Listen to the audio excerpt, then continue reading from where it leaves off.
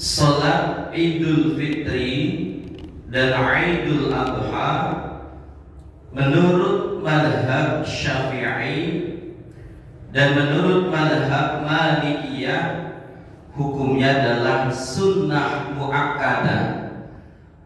Artinya suatu amalan yang sangat dianjurkan karena Rasulullah tidak pernah meninggalkan.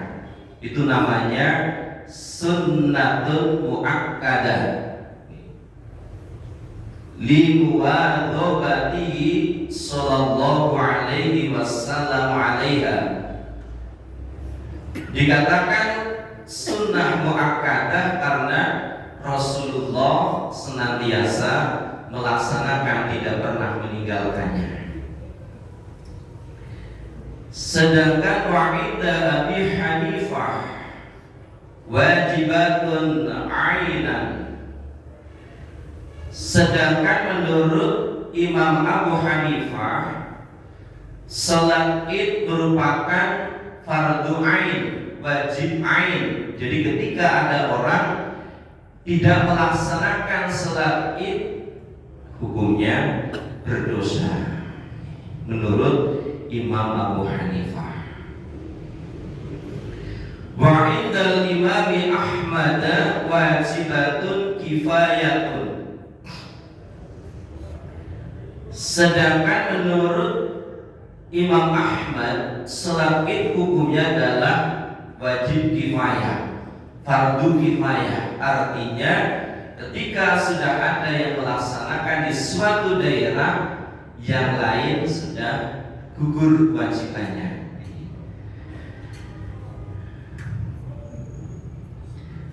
Wa tusra'u jama'atan wa li munfaridin wa musafirin wa hurrin wa 'abdin wa khumsa wa imra'atin. Dan salat Id ini disyariatkan baik berjamaah ataupun munfarid, yaitu sendirian. Baik dia orang yang mukim ataupun dia seorang musafir, seorang yang merdeka ataupun budak, bahkan walaupun dia khumsa, waria, dan juga perempuan tapi yang tidak banyak tingkahnya. Jadi kalau perempuan datang ya jangan yang banyak tingkahnya. Kemudian waktu sholatil aidaini ma baina tulu'i syamsi wa zawaliha. Waktunya adalah di antara terbitnya matahari sampai dengan tergelincirnya matahari, sampai dengan waktu zuhur. Toh demikian, yang lebih utama adalah ketika matahari ini sudah naik kira-kira 7 tombak dari pandangan mata. Itu ketika sudah masuk waktunya duha. Terus saya jam 6:17. Kalau di kampung saya kemarin ya jam 6:04 itu sudah mulai. Lebih cepat malah di kampung itu. Waya ay salatul Id raka'ataini yuhrimu bihima biniyati Idul Fitri Idul Adha. Salat Id ini sama dengan salat yang lain, baik rukunnya, syaratnya, kesunatannya. Dan salat Id ini adalah 2 rakaat. dengan takbiratul ihram disertai dengan niat salat Id, usalli sunata Idul Adha misalnya, atau Idul Fitri, raka'ataini mustaqbilal qiblati ma'muman lillahi ta'ala, imaman lillahi ta'ala, ketika kita takbiratul ihram. Setelah takbiratul ihram, wa ya'ti bi du'ail iftitah, kemudian membaca doa iftitah. Jangan langsung takbir yang 7 kali, tapi sebelum itu membaca doa iftitah terlebih dahulu. Setelah itu wa yukabbiru fi raka'atil ula sab'an, in aradal akmal. Apabila ingin sholat idnya itu sempurna, maka setelah membaca doa iftitah disunahkan untuk takbir 7 kali. Jadi bukan rukun dan juga bukan sunnah abad yang ketika ditinggalkan disunahkan suzawi, tidak. Jadi merupakan sunnah biasa.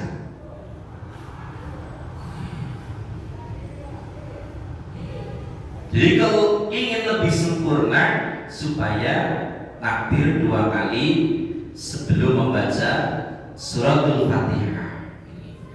Seandainya tidak, ya sudah sah, tapi belum sempurna. 7 kali tadi siwa takbiratul ihram, selain takbiratul ihram, yang mana di antara takbir yang satu dengan takbir yang lain, takbir yang kedua ini berhenti kira-kira membaca surat Al-Ikhlas seraya membaca tahlil, takbir, tahmid. Baca subhanallah walhamdulillah wa la ilaha illallah wallahu akbar, Allahu akbar. Nah, di sela-selanya itu membaca subhanallah walhamdulillah wa la ilaha illallah wallahu akbar. Tsumma yata'awwadzu wa yaqra'ul Fatihah. Setelah itu disunahkan membaca ta'awudz, kemudian membaca Fatihah. Tsumma yaqra'u ba'daha surat Qaf jahran, kemudian membaca surat sunahnya surat Qaf dengan dibaca keras. Nah, ini yang sering lupa biasanya adalah ketika rakaat yang kedua. Wa yukabbiru fi raka'atis tsaniyah khamsan yaqinan siwa takbiratul qiyam. Disunahkan ketika rakaat yang kedua untuk membaca takbir 5 kali selain takbir berdiri,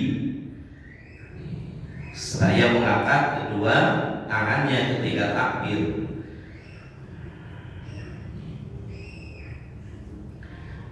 Walaysa hadhihi sab'u wal khamsu fardhan wala ba'dan, bal hiya tabaqiyati hayatis shalah. Jadi membaca takbir 7 kali ketika rakaat pertama, 5 kali ketika rakaat yang kedua bukanlah fardu, bukan rukun, bukan juga sunnah abad yang ketika ditinggalkan disunahkan susawi, bukan, tetapi merupakan sunnah hay'ah. Sunnah hay'ah itu ketika lupa atau sengaja ditinggalkan, tidak usah sujud sahwi. Ini problematika yang sering terjadi di tengah-tengah jamaah, dan saya juga pernah mengalaminya. Wa yukrahu tarkuha wa ziyadatu 'alaiha wa tarku rafi fiha wal dzikru bainaha. Dan dimakruhkan meninggalkannya. Jadi kalau enggak takbir 7 kali, enggak takbir 5 kali, hukumnya makruh. Bahkan juga menambahi dari hitungan itu, ini juga makruh. Ataupun tidak mengangkat tangan ketika takbir, dan tidak dzikir di antara 2 takbir, ini juga hukumnya makruh. Walau nasiyaha wa ta'ammada tarkaha wa syara'a fi ta'abbud lam ta'bud. Ketika ada orang lupa tidak takbir 7 kali atau tidak takbir 5 kali, dan dia sedang baca ta'awud. A'udzubillahi minasyaitonir rajim. Biasanya kan membaca ta'awud sunatnya sebelum membaca basmalah. Ini masih ada kesempatan untuk takbir. Tetapi al-fil qiraah walau di ba'dil basmalah as-sara'a imamuhu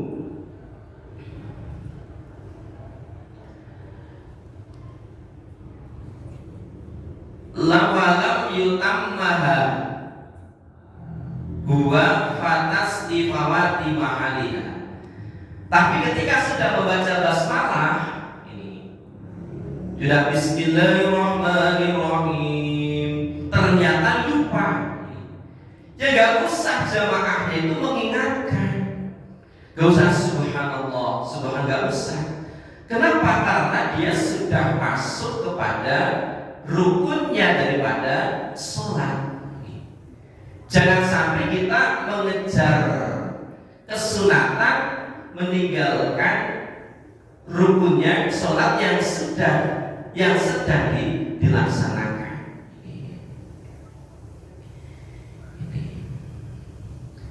Jadi kalau sudah basmalah, walaupun sebagian saja, ini sudah hilang kesunatan membaca takbir yang 7 kali ataupun takbir yang 5 kali.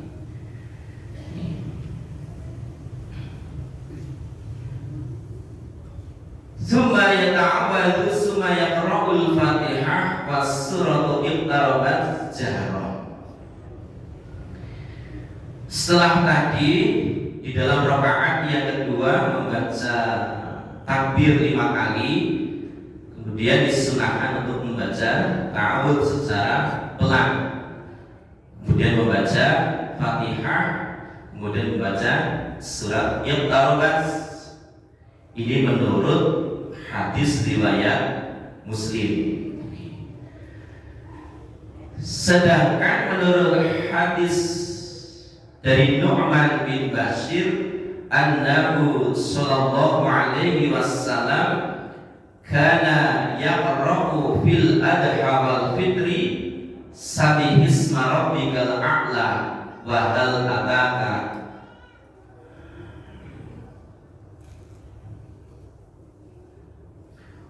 ataka hadisul ghasyiyah. Sedangkan menurut hadisnya Nu'man bin Bashir, bahwasanya Kanjeng Nabi ketika sholat Idul Adha dan Idul Fitri membaca surat Sabihis dan Hal Ataka. Jadi ada landasannya masing-masing. Ini sunatnya. Kemudian wayahtubuna duban ba'dahuma ayrakatani khutbataini yukabbiru fi ibtida'il ula tis'an bila'an wa yukabbiru fi ibtida'i tsaniyah sab'an bila'an.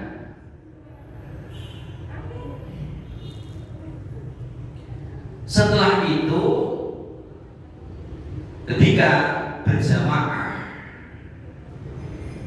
disunahkan diadakan khutbah. Jadi khutbah itu bukan merupakan wajib tapi kesunatan setelah melaksanakan sholat Id 2 rakaat, yang mana di dalam khutbahnya diawali dengan 9 kali takbir berurutan. Di sebanyak 9 kali ketika awalnya khutbah pertama dan 7 kali ketika takbir yang kedua. Ini sekilas tentang sholat Id. Mudah-mudahan sedikit yang kita kaji ada guna dan manfaatnya. Terima kasih atas perhatian. Mohon maaf segala kekhilafan. Wallahul muwaffiq.